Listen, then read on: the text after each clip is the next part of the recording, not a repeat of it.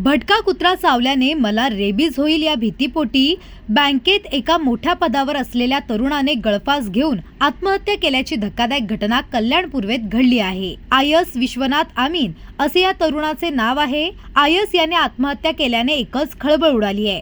कल्याण पूर्वेतील तिसगाव नाका परिसरातील सहजीवन सोसायटी आहे। या सोसायटीत आयस विश्वनाथ आमीन हा तरुण राहत होता। तो एका बँकेत मोठ्या पदावर कामाला होता। काही दिवसांपूर्वी आयस याच्या पायाला एका भटक्या कुत्र्याने चावा घेतला। आयसने रेबीजचे इंजेक्शन घेतले, मात्र काही दिवसांपासून तो चिंतेत होता।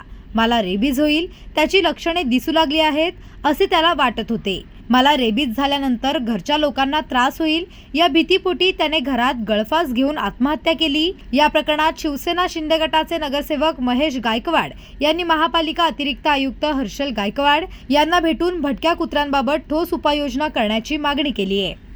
रेबीज चावल्याने एका मुलाने आत्महत्या केल्याची घटना कल्याण कुत्रा चावल्याने आयश अमीन या व्यक्तीने तरुणाने बँकेमध्ये चांगल्या ठिकाणी काम करत होता आणि जेव्हा कुत्रा चावल्यानंतर त्यांनी हॉस्पिटलमध्ये गेला होता, दवाखान्यात गेल्यानंतर त्याला जाणवलं की त्याला रेबीज झाले। त्या रेबीज आजाराला कंटाळून त्याने आत्महत्या केली असं सोसायटीमध्ये त्यांनी नोंद केलेली आहे। मी त्या संदर्भात माननीय उपायुक्त हर्षल गायकवाड यांना भेटलो, त्यांना निवेदन दिलं।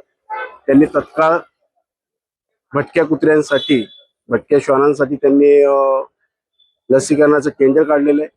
येणाऱ्या काळामध्ये मोठ्या संख्येने जेवढे आपल्या कल्याण पूर्वेमध्ये भटकी श्वान आहेत त्यांना त्या ठिकाणी लसीकरण केलं जाईल असं त्यांनी मला आश्वासन दिलेलं आहे।